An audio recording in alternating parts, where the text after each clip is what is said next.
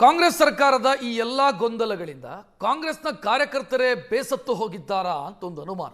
ಕಾರಣ ಏನು ಅಂತಂದ್ರೆ, ರಾಹುಲ್ ಗಾಂಧಿಗೆ ಕಾಂಗ್ರೆಸ್ ಕಾರ್ಯಕರ್ತರು ಬರೆದಿದ್ದಾರೆ ಎನ್ನಲಾದಂಥ ಪತ್ರವೊಂದು ಓಡಾಡ್ತಾ ಇದೆ. ಕಾಂಗ್ರೆಸ್ ನಿಷ್ಠಾವಂತ ಕಾರ್ಯಕರ್ತರ ಹೆಸರಲ್ಲಿ ಹರಿದಾಡ್ತಾ ಇದೆ ಒಂದು ಪತ್ರ. ರಾಹುಲ್ ಗಾಂಧಿಗೆ ಬರೆದಿರುವಂಥ ಪತ್ರ.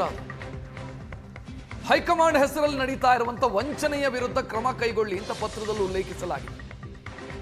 ಸಂಪುಟ ವಿಸ್ತರಣೆಯಲ್ಲಾಗಿರುವಂಥ ತಪ್ಪುಗಳು ಏನೇನು ಅಂತ ಪಟ್ಟಿ ಮಾಡಲಾಗಿದೆ ಆ ಪತ್ರದಲ್ಲಿ. ಯಾರ್ಯಾರನ್ನ ಯಾವ್ಯಾವ ಕಾರಣಕ್ಕೆ ತೆಗೆದುಕೊಳ್ಳಲಾಯಿತು, ಅವರಿಂದ ಪಕ್ಷಕ್ಕೆ ಯಾವ ಉಪಯೋಗವೂ ಕೂಡ ಇಲ್ಲ. ಹಿರಿಯರನ್ನ ನಿರ್ಲಕ್ಷಿಸಲಾಗಿದೆ, ಕಡೆಗಣಿಸಲಾಗಿದೆ, ಕೆಲ ವೇಸ್ಟ್ಗಳಿಗೆ ಅವಕಾಶವನ್ನು ಕೊಟ್ಟಿದ್ದಾರೆ. ಈ ರೀತಿಯೆಲ್ಲ ಪತ್ರ ಇದೆ.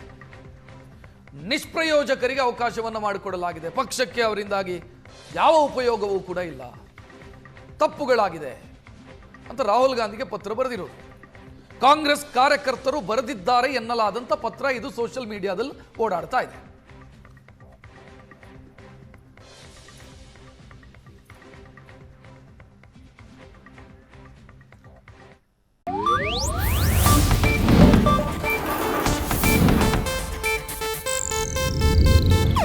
ಇದು ಏಷ್ಯಾನೆಟ್ ನ್ಯೂಸ್ ನೆಟ್ವರ್ಕ್ ಪ್ರಸ್ತುತಿ.